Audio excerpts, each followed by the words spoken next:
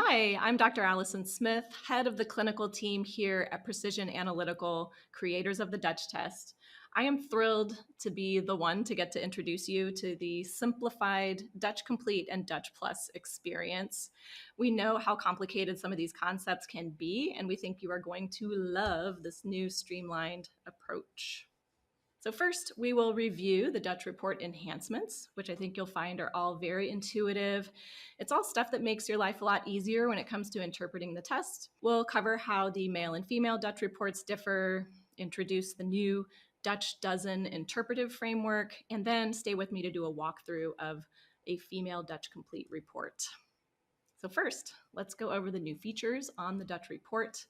On the left here is the new summary page. It's quite a bit more detailed than the previous version of the report, and we've pulled forward some more important pieces of the hormone story that used to be a little bit embedded deeper in the report, but up to the very top here on the first page.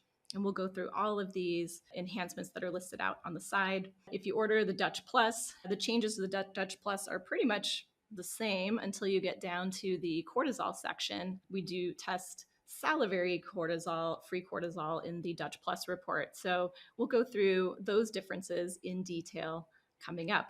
Right now, we're going to go to the summary page and go through the new layout. It's a little more comprehensive with hormone production on the left and metabolism on the right. We're organizing 3 hormone stories and we're dividing them into estrogens, androgens, and cortisol. And within these 3 sections, there are 12 key Dutch test elements, and they're sort of curated to tell these 3 hormone stories. And we call them the Dutch dozen, and we'll go through those later on. But having them all together here on the front page helps you really quickly gather all of those necessary insights that you need to develop the comprehensive treatment plan that you've come to know and love from a Dutch test. There's also an organic acids alert section at the bottom of the summary page here that shows you any abnormals to be thinking about in your assessment.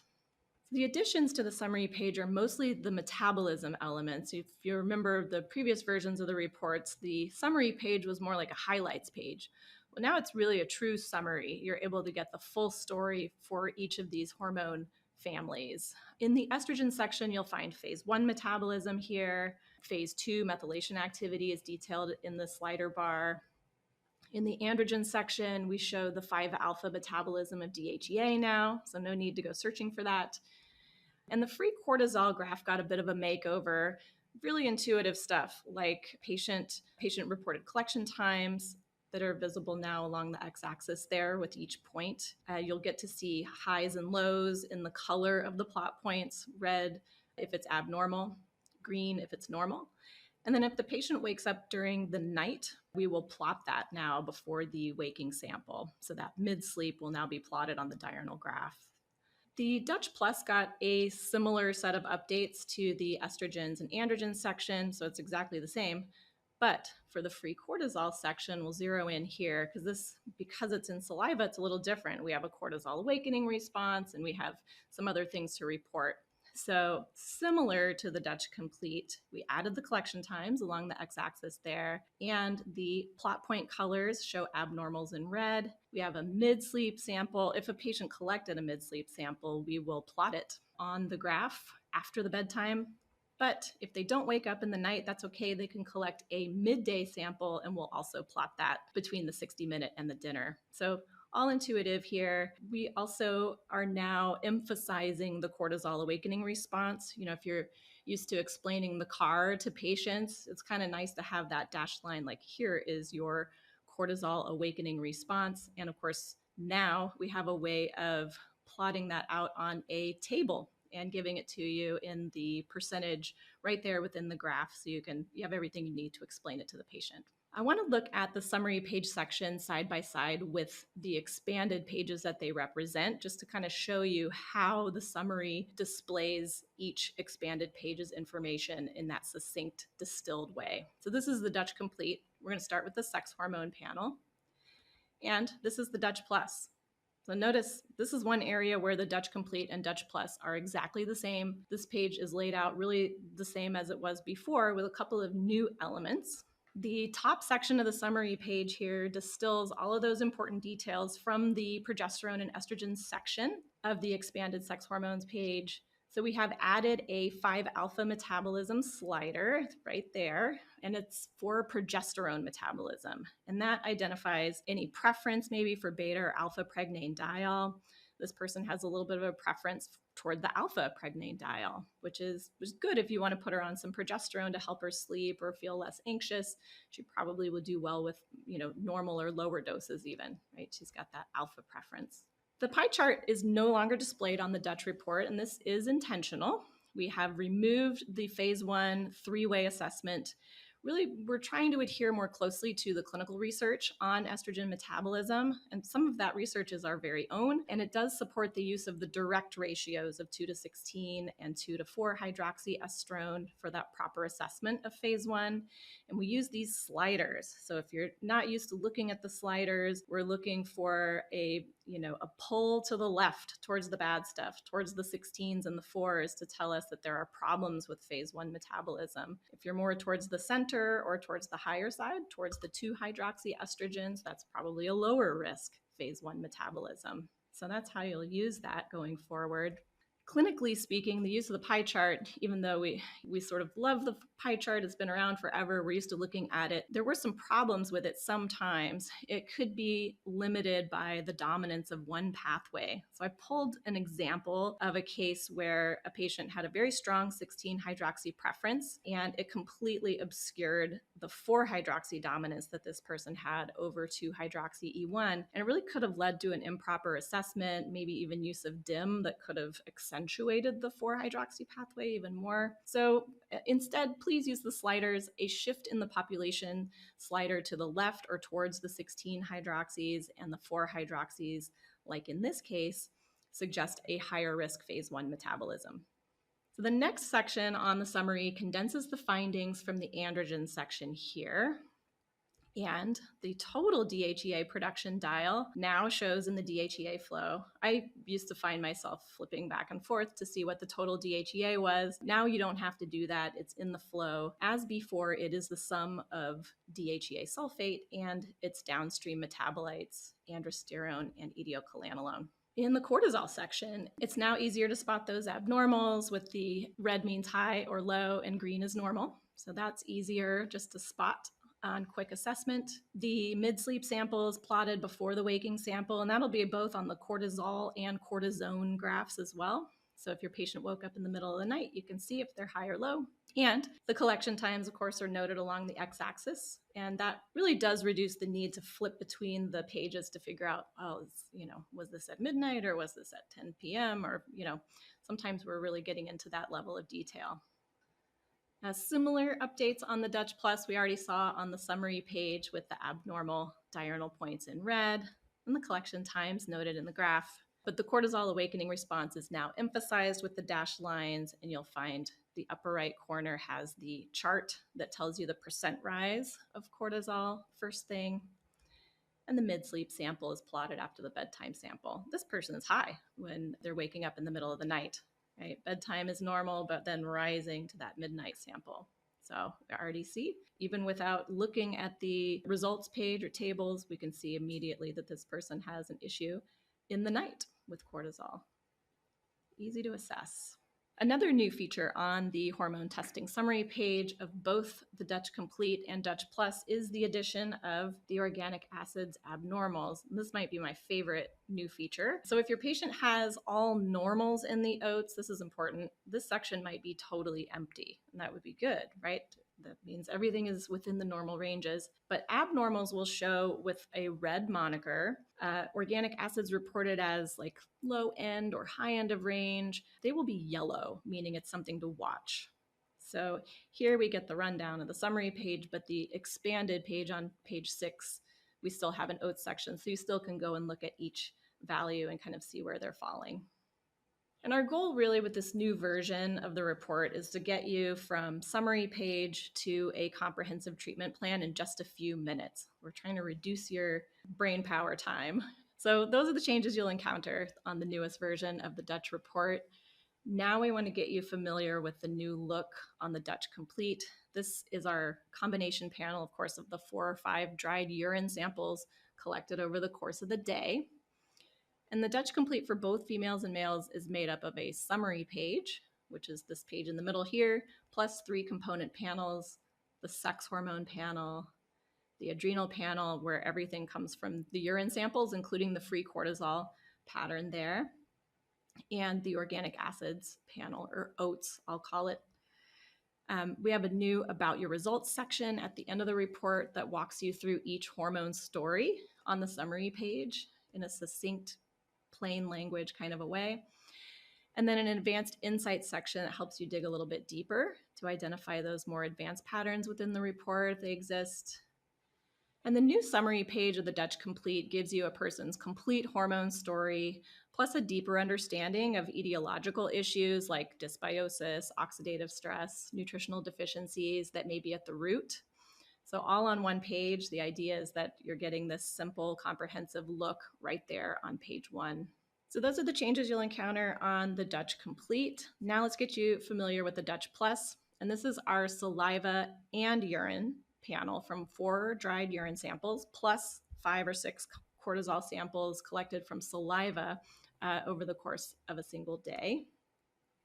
And the Dutch Plus for both females and males, like the Dutch Complete, is made up of a summary page here in the middle, plus the 3 component panels, the sex hormones panel, the adrenal panel, but this one has free cortisols coming from the saliva samples, and the organic acids, or oats.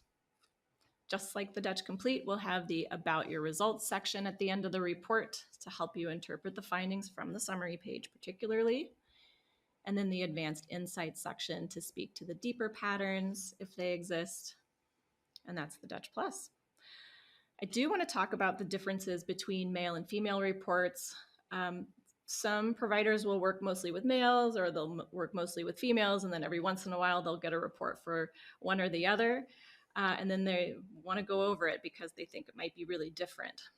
You might be surprised to know that all of the analytes tested are exactly the same between male and female reports, but the reference ranges are different, and there are a couple of small differences in how the results are displayed on the picture pages. The female Dutch dials that represent the ranges for estrogens, progesterone, and all the androgens, including DHEA and testosterone, they have 2 age-dependent ranges embedded.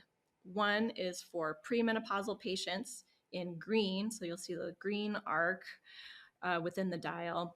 That corresponds to premenopausal patients age 18 to 40. And then the purple lower range corresponds to postmenopausal patients who were ages 56 to 70. And in the androgens, you'll notice there's an overlap.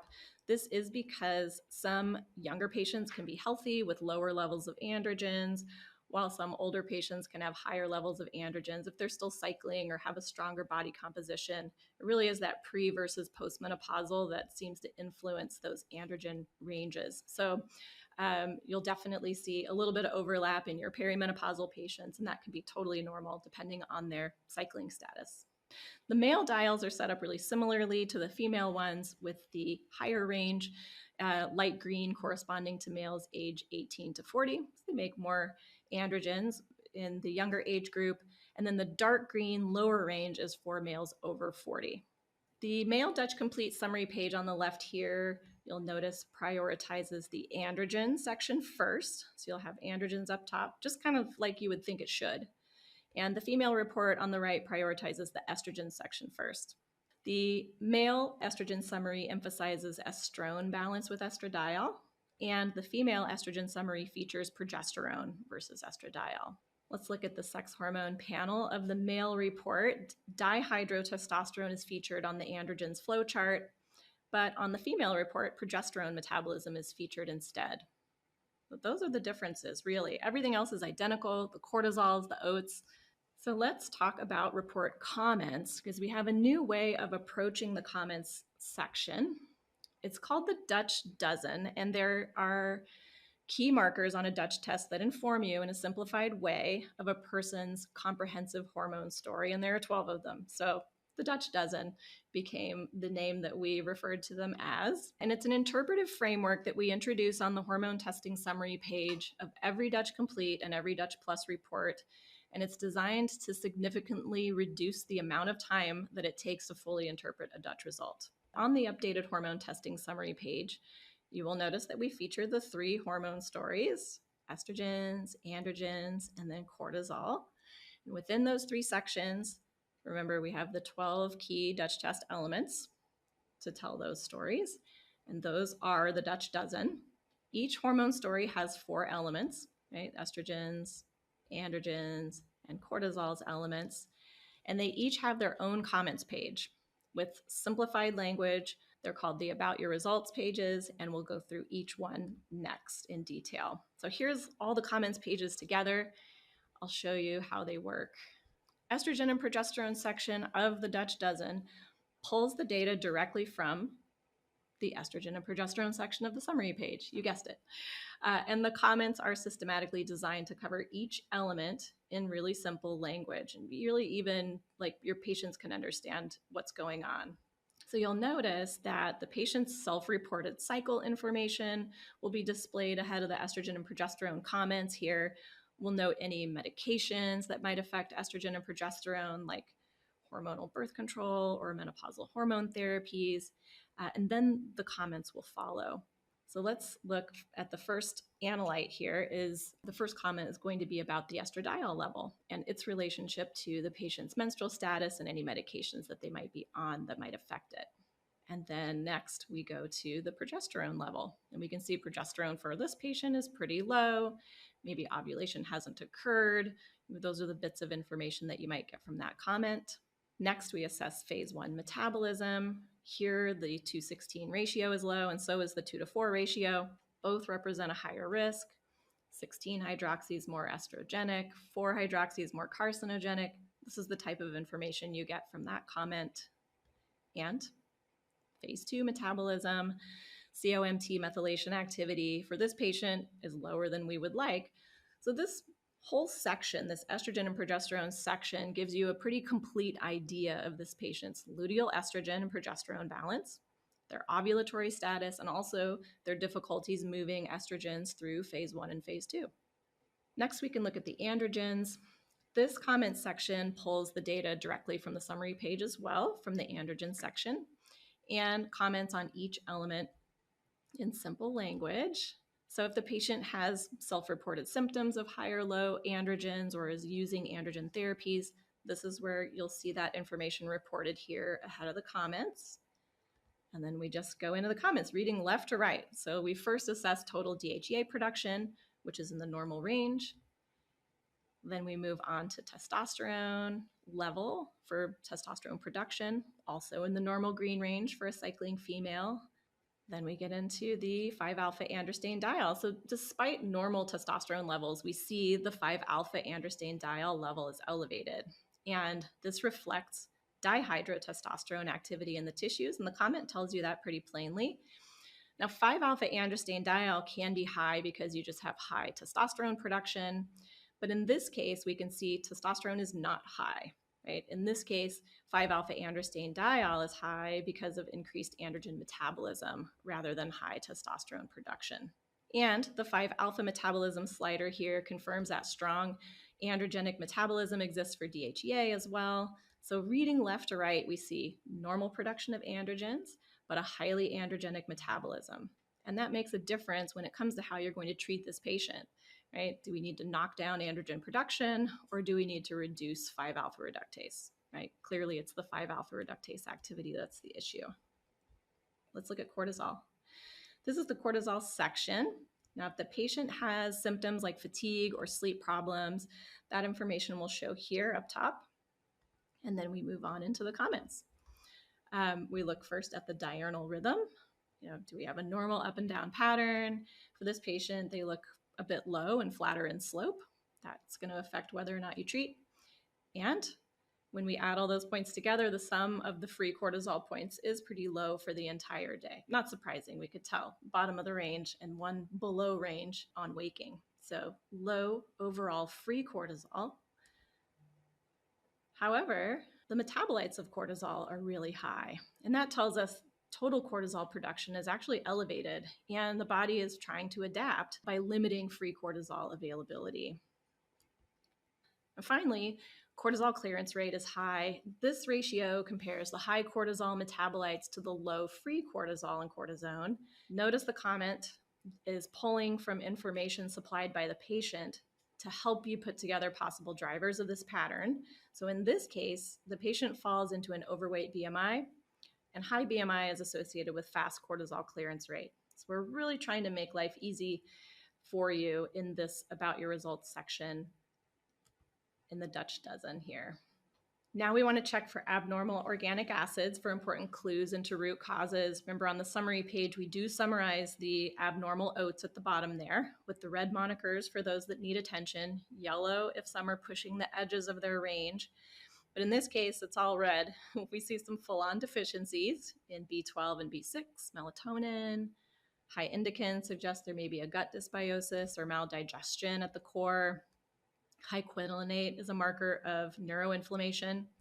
And from that, we know the terrain needs some work if we hope to improve the hormone metabolism patterns, right? You're not going to get very far supporting COMT if somebody's low in B6. We think you'll love using the Dutch dozen. It's distilled, it's simplified. You can feel confident basing your assessment on these 12 concepts. We want you to be able to get to the fun part, designing the treatment plan, a lot faster. We do still have an advanced insights section that follows the dozen, and it is full of comments that help you dig a little bit deeper to identify the more advanced patterns within the report if they exist. Deeper level concepts that they may not pertain to every single patient that you're testing, but those you should consider for some, like 5-alpha metabolism of progesterone and cortisol, or cortisone and cortisol balance issues. They would all be covered in this section. So if you see that, you can always come to the Dutch Advanced Insights and read a little bit more about what to do. Similar to the Dutch dozen, they are grouped by hormone story. So estrogen section, androgen section, and cortisol section, just like the Dutch dozen. Now it's time to walk through a female Dutch complete. Now that you know all the changes and updates and enhancements and are ready to look at a report with me. Okay, we're going to start with the hormone testing summary page right there in the middle. This is page 1. Now on the summary page in the upper right corner, we can see this test is for a 49-year-old female. They collected their samples on cycle days 20 and 21. We know that because the last menstrual period was April 23rd and the samples were collected in May on the 12th and the 13th. Cycle days 20 and 21 should be mid-luteal sample days if the patient had a 28-day cycle. We're not sure though. This patient is perimenopausal and has irregular cycles. So it may be that we, have to think about that when we are looking at their results here. So let's zero in on the estrogen section. Estradiol for this patient is normal. It's within the normal luteal range. That's represented by the green arc in the dial, as you recall. Postmenopausal range is in purple, just for perspective. It's that little tiny purple band there. She's way beyond that. She's solidly in the luteal range, high end of the luteal range. However, the progesterone serum equivalent here is very low, suggesting that the patient has not ovulated and has had maybe an insufficient luteal progesterone output. The progesterone reported on page 1, remember, is actually a serum equivalent value that's calculated from urinary alpha and beta pregnane dial reported on pages 2 and 3. Next, we see the phase 1 metabolism is favoring the 4-hydroxy and the 16-hydroxys. Both are higher risk pathways. The 16-hydroxy is quite estrogenic. The 4-hydroxy can be carcinogenic. So we almost treat them a little bit differently from one another. Both are problematic. And to make matters worse, phase 2 COMT methylation is quite low. Moving to the androgens, we find DHEA and testosterone within the normal green ranges for a cycling female. But when we look at the androgen metabolism, we notice right away that the 5-alpha androstenediol dial is elevated, and the high 5-alpha metabolism of DHEA in the slider shows us that 5-alpha activity is an issue across all androgen families, DHEA and testosterone. So we might suspect that the patient could be experiencing acne or hirsutism, irritability, or scalp hair loss. In the cortisol section, we find the free cortisol graph shows us barely in range free cortisol levels throughout the day. and an overall low free cortisol output over the 24 hours tested. But we find this is not a low cortisol production issue because we can see metabolized cortisol total is actually elevated, right? And this changes our cortisol assessment quite a bit. The high cortisol clearance rate here tells us that cortisol is breaking down really quickly in the tissues, and the body is working to limit that access to free cortisol in the face of high cortisol production. So this is adaptation, the body trying to adapt to stressors. We got to figure out what those stressors are, of course. So in the oats section, we can see B12 and B6 deficiencies are noted, a gut etiology, possibly dysbiosis, maldigestion, maybe some malabsorption, neuroinflammation, and a low melatonin. So some of these underlying issues could be driving the estrogen metabolism issues, possibly the 5-alpha reductase activity, and even the fast cortisol clearance. So we have a lot of things to consider and tighten up for this patient. And we got all of that from the summary page. Everything else will be icing on the cake, I think you will see. Next, let's dive into the next section, the sex hormone panel. Page 2 visually displays the pathway flows for the sex hormones and androgens. Page 3 is where you'll find that list of findings. So we're going to focus on page 2. In the upper right corner, we do find the progesterone metabolites are both lower than luteal, and they're even falling into the postmenopausal ranges. These are the metabolites that were used to calculate the page 1 progesterone serum equivalent. And it is the alpha pregnanediol that informs us about progesterone's potential neurosteroid activity in the brain and binding GABA A receptors. So here we see this patient's 5-alpha metabolism of progesterone that forms those alpha metabolites is toward the high side. And this is a new visual element on the Dutch test. Someone with a predominant 5-alpha metabolism may feel more relaxed with lower doses of progesterone when you're using it for the purposes of sleep or mood support. So this is good information to have going into the treatment phase. Parent estrogens in this case are next. They're sitting within their ranges, but on the higher side. Those progesterone metabolites are low for a cycling female. This could be due to irregular cycles in perimenopause or even anovulatory cycling, which is pretty common in a late or later perimenopausal population. And patients may have estrogen dominance symptoms with this type of lab presentation, like heavy bleeding, mood swings, breast tenderness, things like that. So use the population sliders to assess phase 1 metabolism. We can see this estrogen dominant picture.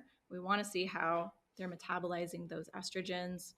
We can see here in the sliders a strong preference towards the 16s and towards the 4-hydroxys when each is compared to the 2-hydroxy E1 level. This represents a higher risk metabolic profile. So you can find the actual 2 to 16 and 2 to 4 ratios and their ranges that inform the population sliders that we're looking at here on the page 3 sex hormones results table. So if your brain doesn't think in population percentiles, that's no big deal. You can go and look at the ratios on page 3.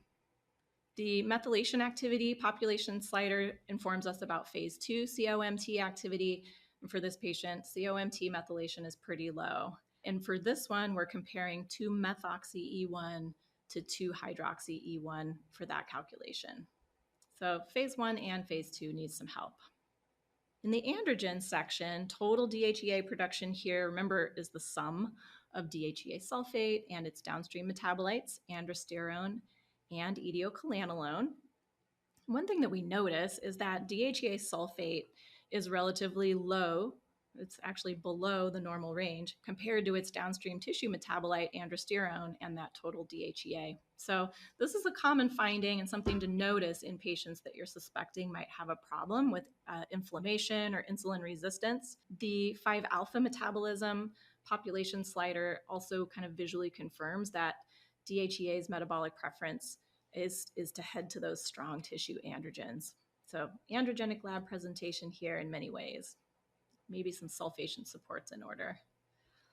Now, testosterone is within range for a cycling female, but its 5-alpha reductase metabolite, 5-alpha androstenediol, which we saw on the summary page, is elevated. So we were able to glean so much of this already from the summary page. Now let's move into the adrenal panel next. Pages 4 and 5 of a Dutch Complete are dedicated to cortisol, cortisone, DHEA, and melatonin. And page 4 is now the visual representation of the cortisol data. It precedes the list of results on page 5. You'll notice the graphical pages now come before the table pages. All right. Here we see the free cortisol and free cortisone. There they are. The diurnal patterns are similarly hugging the bottom of their ranges throughout the day, and that low overall free cortisol down below. So we would think if we were just looking at the diurnal free cortisols that this person has low cortisol, but they do not. We see the high metabolized cortisol, and the fact that the metabolites are high informs us that cortisol production and clearance is actually elevated. And the low free cortisols are actually part of an adapted stress state. Really important information. So this is an adrenal stress picture. Common causes, remember, of high cortisol clearance rate are insulin resistance, inflammation, sleep apnea, leptin resistance. There's a whole laundry list that you can find in our interpretive guide. The systemic preference population slider represents the relative balance between cortisol metabolites and cortisone metabolites that are formed in the liver and the adipose tissues. It's normal in this case, but a shift to the right to cortisol or THF represents acute stressors and that short burst of cortisol activation, while a shift to the left towards cortisone or THE, and this person has like a little lean towards cortisone, that would represent a chronic stress or body adaptation to long-term high cortisol exposure. So I think that's maybe what's going on here. The melatonin level comes from the waking sample, and all the waking samples contain hormone that was produced, circulated, and excreted during the night while the patient slept. For melatonin, that means this should be the time of highest production, right? We make lots of cortisol at night while we're asleep. This patient has a very low overnight melatonin production.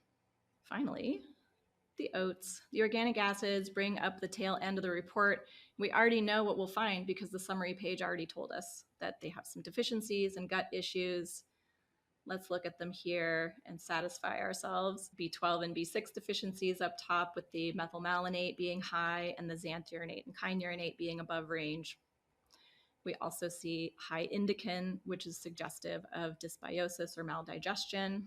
Other interesting things on the oats are HVA and VMA, which sometimes can be informative of sympathetic nervous system activation if they're elevated, or neurotransmitter clearance. If COMT activity is low in the estrogen metabolism, you might have lower findings for HVA and VMA than you would expect. So these can be interesting to look at in the context of adrenal health and COMT activity. We have several markers of oxidative stress and inflammation that help you kind of zero in on causes of cortisol and estrogen detox abnormalities if they exist. This patient has the high quinolinate, which makes you think about neuroinflammation, certainly. And we saw melatonin in the context of the diurnal cortisol rhythm on adrenal page 4, but you'll also find it here on page 6.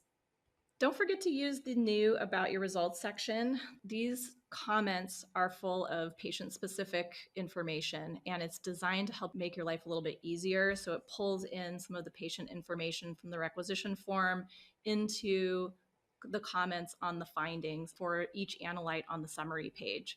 And the idea is that we're getting you to the point where you can quickly identify those abnormals and any underlying hormone symptom drivers all in one page. So the Dutch Interpretive Guide is an incredible resource. I just want to make sure you know about some of our provider resources. Check out the Interpretive Guide. There's really valuable information in there on common patterns and even treatment pearls. The mini guides dive into condition specifics, and the treatment guide gives you a multitude of ideas for treating highs, lows, patterns of abnormals found on a Dutch test. So make sure you get familiar with those. As a provider, you do have access to all of our clinical resources and courses. Thank you for learning about our new report enhancements, the Dutch Complete and the Dutch Plus. I hope you are all super confident and as excited as we are as you roll this out with your next patient.